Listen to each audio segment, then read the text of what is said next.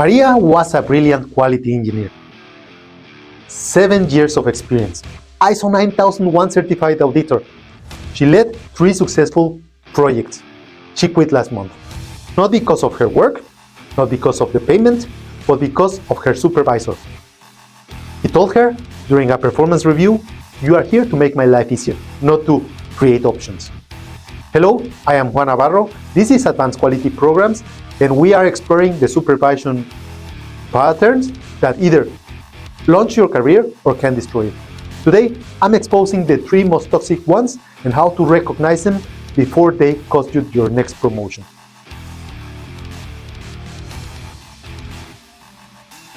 Let's start from the top, the pattern 1, the clone. When your ideas become threats. The clone doesn't want a team member. They want a replica. Real example. Once I worked with a pharmaceutical plant where a process improvement specialist suggested implementing statistical process control using newer software that integrated with their existing MES system and could provide better data supervision, better data visualization, faster root cause analysis, and also had lower costs. Their supervisor response was, "We use Minitab because that's what I was trained on.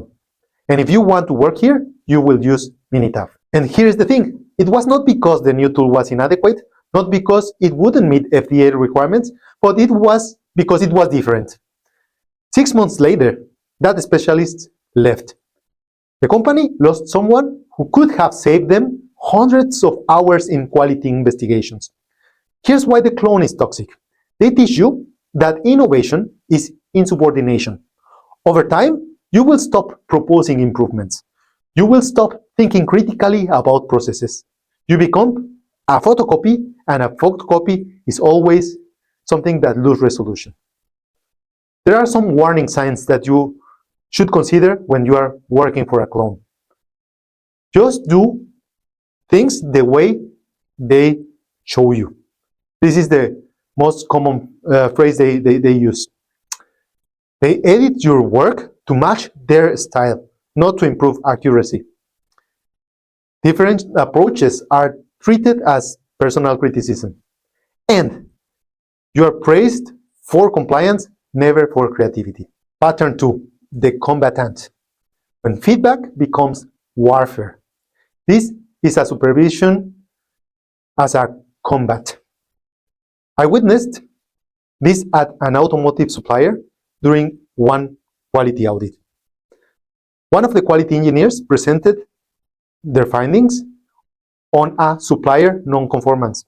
Well documented, data-driven, followed the 8D methodology perfectly. The supervisor interrupted her 3 times in the first 5 minutes. In the middle of the audit, she was questioned about the sampling method. They criticized her Pareto chart formatting, challenged her containment actions, not with better alternatives, but why didn't you think of this before? By the end of the audit, she wasn't defending her findings, she was defending her competence in front of the auditor. Here's the damage.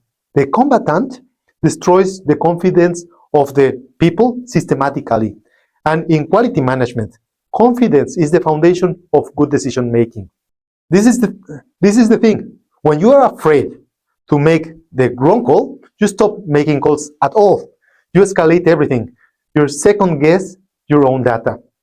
And I have seen quality professionals with advanced degrees reduced to paralysis because they spent more time anticipating criticism than analyzing problems. Here are some signs that tell you that you are working with a combatant. 1, you feel anxiety before every meeting with them. Their feedback focuses on what is wrong, never on what is right. Mistakes are treated as character flaws, not learning opportunities. You are spending more time defending your work than improving it. Now, the third pattern, the cheap labor. when development becomes exploitation. This starts very innocently. They ask you, can you update this supplier scorecard while I'm in the management review meeting? I need you to compile the month metrics. Great learning experience. Sit on these audit preparation calls and take notes. Fast forward 6 months, you are still updating scorecards, you are still compiling the reports, and still taking notes. Your job title says that you are the quality manager, but your calendar looks like an administrative assistant. Here's a real situation I met. A quality engineer at a medical device company spent 18 months doing what she called quality administrative tasks. Her supervisor kept promising that she would get to lead some audits. Once you understand our system better, you will be ready. She left for a competitor. 3 months later, she was leading supplier audits and corrective action investigations. Why? She had the skills always. The skills were always there. She was competent, but the opportunity wasn't. And here's the trap. Cheap labor trades your professional development for someone else's convenience. Your potential is sacrificed, so your supervisor can focus on strategical work. And the worst part is that you are told that you should be grateful for the exposure. Here are some warnings that signalize that you are working for cheap labor. Your actual work doesn't match your job description. You're always helping, but rarely leading. Development conversation focus on someday or the next quarter. And your supervisor's productivity depends on your administrative support. Here are some actions that you can take starting this week.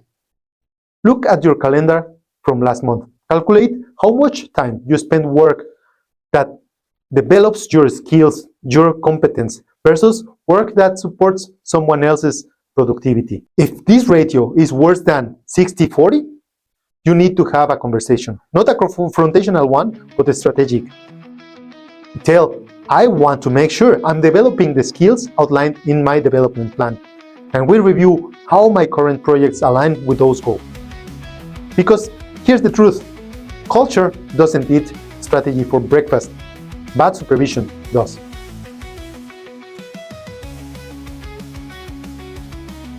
That's all for this week. If this resonated with you, I cover the other 7 supervision patterns, including the gold standard that actually works in my book, The Quality Mindset. And if you want to build a quality culture that develops people instead of consuming them, subscribe for the weekly insights on quality management and leadership, what actually works in the real world. I'm Juan Navarro. Stay curious, stay professional, and never accept supervision that makes you smaller.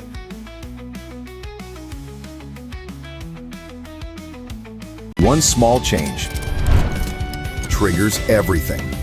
Watch how agile thinking works. Inspect, adapt, repeat. Each step builds the next, creating confident, unstoppable momentum. This is the Quality Mindset by Juan Navarro. Get your copy now.